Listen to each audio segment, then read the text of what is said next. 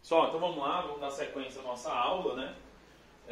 Vamos falar um pouquinho agora, ficou faltando a gente encerrar, falar sobre a questão do id, ego e superego, né? Dando então continuidade um pouquinho nas teorias de Freud, né? De Sigmund Freud.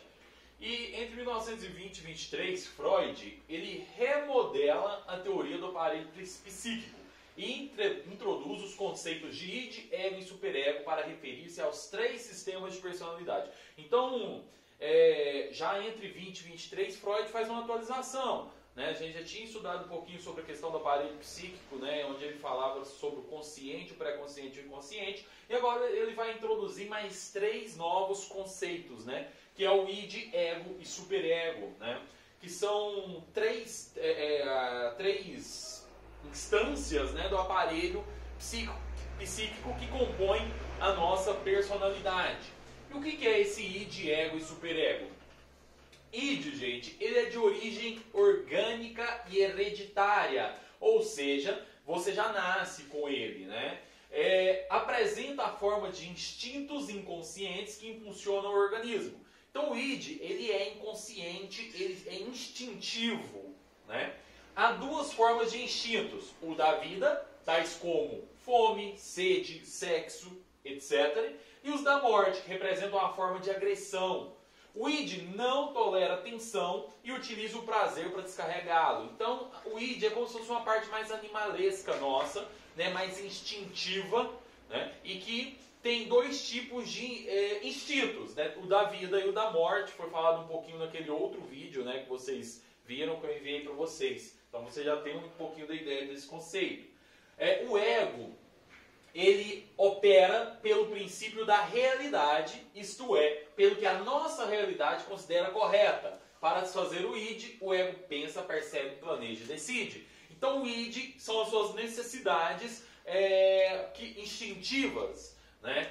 E ele não tolera muita tensão, e ele quer descarregar através do prazer, seja ele de qualquer tipo, né? E para que o id seja satisfeito, o ego, que é a parte mais palpável, né? que pensa mais, digamos assim, o ego, ele planeja, ele vai perceber o que está acontecendo à sua volta, ele vai pensar, e através da realidade que a gente vive, ele vai ponderar se é certo ou errado e vai tentar satisfazer o id. O superego, ele é o representante das normas e valores sociais que foram transmitidos pelos pais através de castigo e recompensa impostos à criança.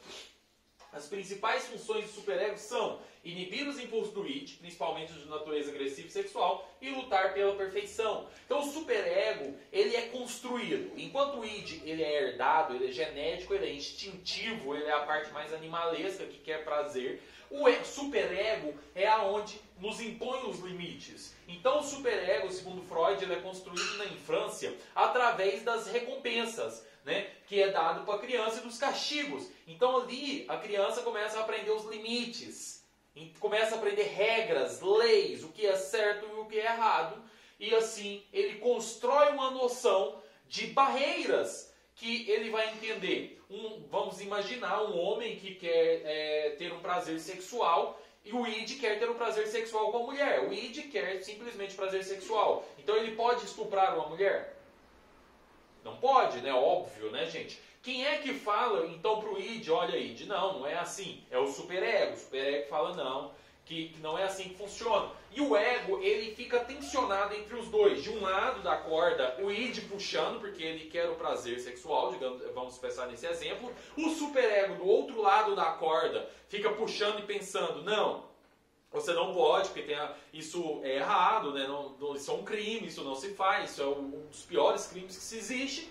E o ego no meio, que fica pensando por nós e fala, não, tudo bem, eu não posso fazer dessa forma, mas eu quero fazer isso. Então o ego começa a pensar, então o que eu vou fazer? Eu vou fazer assim, assado, né? Eu preciso de uma companheira, eu preciso conquistar uma mulher e tudo mais, né? Ou o que ele quiser para satisfazer a sua necessidade sexual. Mas não vai só para esse lado sexual, né? Isso entra, esse aparelho, para tudo, para fome, eu quero comer, né? O id fala, preciso me alimentar. Então eu vou pegar esse alimento que não é meu, eu vou comer? Não, o superego fala, não, isso é errado. Aí o ego pensa, não, mas eu quero comer, eu não posso pegar esse alimento que é de outra pessoa e comer, porque o superego está me falando que é errado, então como que eu vou fazer para satisfazer o id? Ah, eu vou pegar o dinheiro que eu tenho e vou comprar um alimento. Mesmo que eu não consiga comprar aquele alimento que eu estou vendo que é do outro, né, porque ele está comendo no restaurante, que o prato custa R$300, eu não posso ir lá simplesmente comer e sair sem pagar, né, porque o superego me fala que é errado.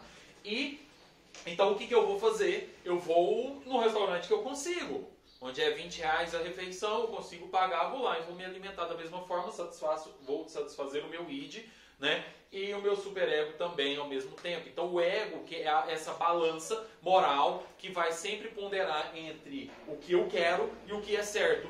E isso, o que é certo, essas regras, essas leis que são criadas pelo superego, ele é criado, segundo Freud, lá na primeira infância, né? Por isso que hoje nós estamos tendo um problema muito grande em que os pais, muitas vezes pela vida como ela corre hoje, né? Por todo mundo trabalhar muito, tanto o pai quanto a mãe, às vezes trabalha fora, não tem muito tempo, chega em casa já exausto e ainda tem as suas funções de pai e mãe, né?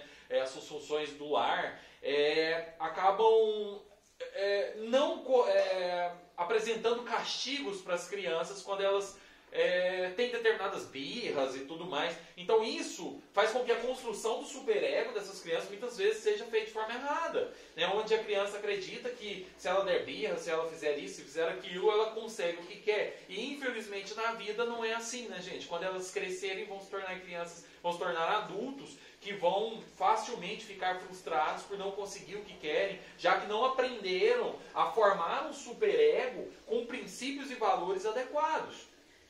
Certo? Então, aqui vem mostrar, para a gente entender um pouco também, por exemplo, por que às vezes, eu li uma vez sobre isso, achei interessante, que boa parte dos estupradores foram violentados na infância. Sabe? Uma parte considerável dos estupradores foram violentados na infância. Isso pode ser um pouco explicado por quê? Porque se na infância ele sofreu essa violência sexual, a qual ele é uma agressão absurda, né, gente? Aí você pensa, então ele tem que pensar que ele não quer isso pro outro. E não é assim. Por quê? Porque há uma deturpação na formação do superego dessa criança, em que ela não acredita que aquilo é errado ou algo do tipo, tá? Às vezes eu até acredito, mas assim, tem uma formação de valores sociais, de normas, que é completamente deturpada. Então quando o id, que é essa parte animalesca, começa a ter vontade, para ele pode fazer aquilo, né? Então isso explica isso não explica totalmente, né, gente? Não estou defendendo, só estou... porque não é justificável, né? É explicável. Nós estamos explicando, nós estamos justificando. Justificar é diferente de explicar. Explicar é entender. Justificar é dar justiça. Falar que aquilo é correto, né? Que aquilo tem um porquê, que é justificável, que é justo. E isso nunca vai ser justo, independente de qualquer situação, né? Nunca, absolutamente nunca vai ser justo, mas pode ser explicado. E quando a gente consegue explicar, a gente consegue entender o fenômeno e assim começa a entender a necessidade de um acompanhamento, por exemplo, de crianças que foram violentadas sexualmente e até mesmo nós, como profissionais de saúde, entender os sinais que essas crianças possam nos dar. E quando eu entendo, eu consigo compreender essa situação que a criança está vivendo, eu consigo interferir, identificar e, consequentemente, depois acompanhar, ou tratar, não curar, porque essas feridas geralmente não são curáveis, mas são tratáveis, né? Podem ser acompanhadas pelo resto da vida, para que a pessoa consiga ter uma vida o mais perto do normal, se é que eu posso utilizar a palavra normal, né, gente? Então, assim, é bem interessante quando a gente vê essa explicação de Freud para o id, ego e superego nas ações nossas e das pessoas no geral, né? Como que a formação do superego, através de recompensa e castigo na primeira infância, é importante para que o id seja freado, consequentemente o ego, que é a parte mais consciente da coisa, possa ponderar entre os dois e fazer com que a gente atinja as nossas necessidades de fome, de prazeres da vida, mas delimitada por normas, por regras que são impostas a nós lá na primeira infância. Ok? Espero que tenha ficado claro para vocês sobre esse vídeo.